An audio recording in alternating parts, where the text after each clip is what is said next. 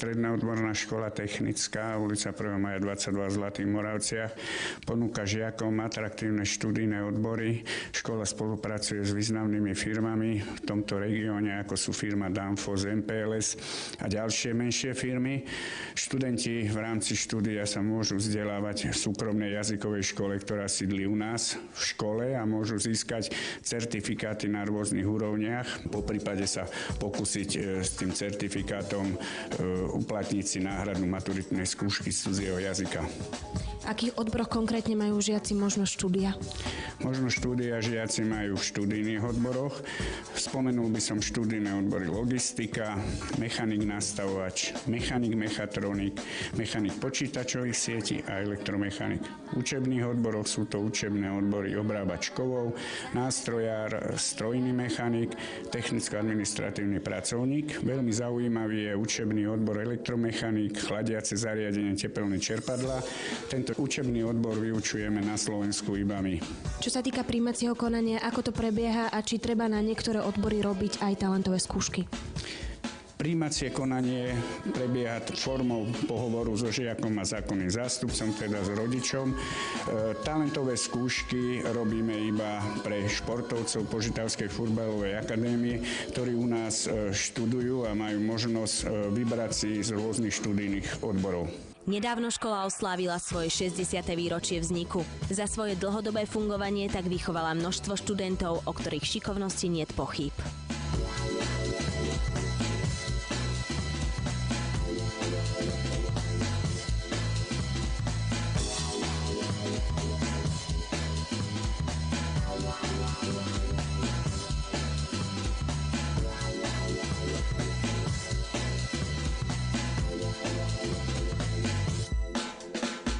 Práve prebieha odborný výcvik v odbore mechanik-mechatronik. Mňa zaujíma, čo všetko sa tu učíte. Tak, učíme sa tu zapájanie momentálne silnoprúd. Ja momentálne zapájam kombináciu hviezd do trojuholník. Ďalej sa tu učíme obrávanie, sústruh, fréza, CNC stroje. V rámci študijných odborov má škola veľmi dobre vybavené dielne pre praktické vyučovanie, ale aj odborné učebne, v ktorých sa žiaci učia programovať na ITNC staniciach a na CNC obrábacom stroji.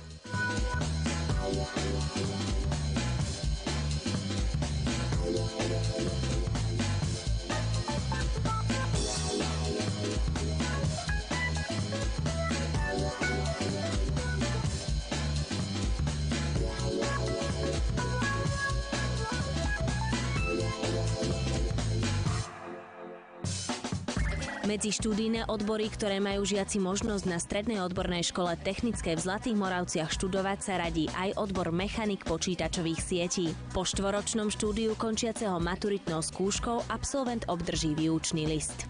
Je zameraný na spôsob získavania informácií, čiže šírenie získavania a spracovania informácií. Žiaci sa postupne naučia inštalovať software, operačné systémy na báze Windowsu alebo Unixové operačné systémy. Ďalej naučia sa vyberať komponenty do počítačov, skladať počítače a pripraviť takto pre užívateľa.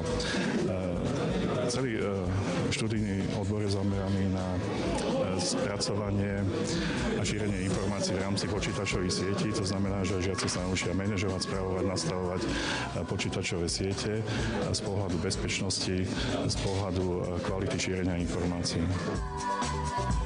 Dokonalé poskytnutie praktických možností žiakom umožňuje mobilná solárna učebňa, kde si žiaci overujú svoje teoretické skúsenosti aj prakticky, a to pomocou solárnych článkov, ktoré využívajú premenu slnečnej energie na zdroj elektrickej energie.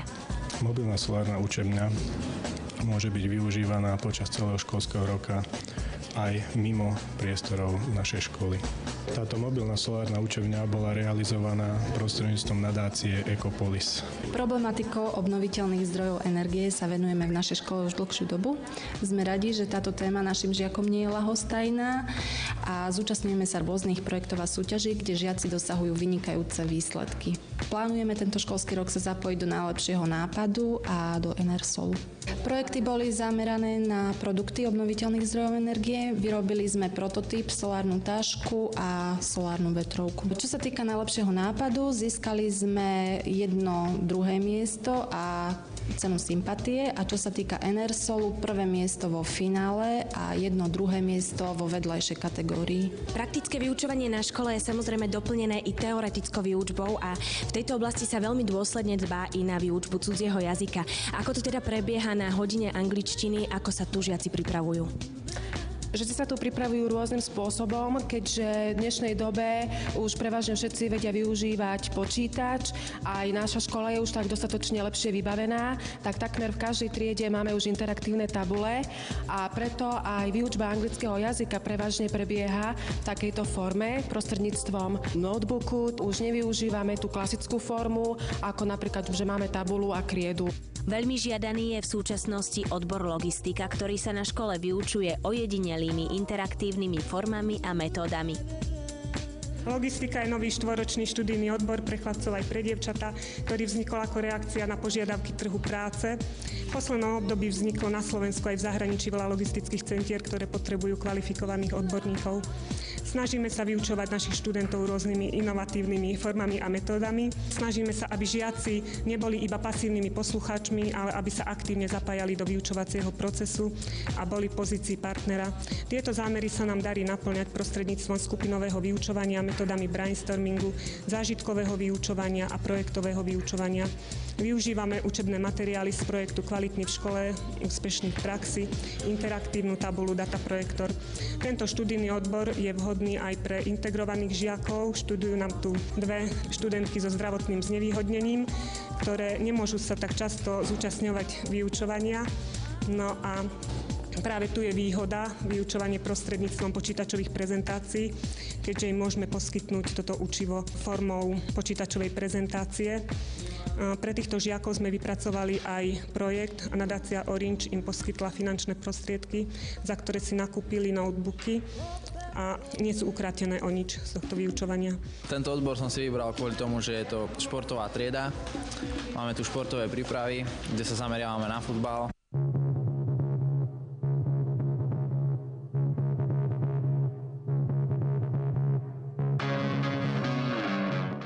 V športovej futbalovej triede, ktorá podporuje projekt Požitavskej futbalovej akadémie, sa rozvíjajú u žiakov i športové aktivity. Táto myšlienka tak spája zručnosti, vedomosti i športové nadanie. Aká je perspektíva uplatnenia žiakov, ktorí sa venujú tomuto futbalu v budúcnosti? Tak perspektíva ich uplatnenia je veľká, pretože akadémia v podstate vznikla na úrovni celého Požitavia a FC Vion ako patronátny klub spolu s futbalovým klubom FC Vráble hrajú v tých vyšších súťažiach FC Vion v Corgon lige, FC Vráble v druhej lige a Bčko, B mužstvo Vionu hrá vo 4. lige, čiže to uplatnenie týchto hráčov je dosť veľké. A ďalšia vec je, že nevychovávame len pre tieto 2 kluby, ale vychovávame pre celé okolie, pretože mnohí z týchto chlapcov nie sú ani členmi futbalového klubu FC Vion, ale sú členmi materských klubov, ale chlapci v podstate nadobúdajú lepšie futbalové zručnosti a schopnosti v športovej príprave, ktorá prebieha 2-krát v týždni do poludnia počas vyučovania od 8 hodiny do 10 hodiny. Čiže takýmto spôsobom v podstate všetci chlapci z tohoto okolia môžu zvyšovať svoje športové futbalové umenie.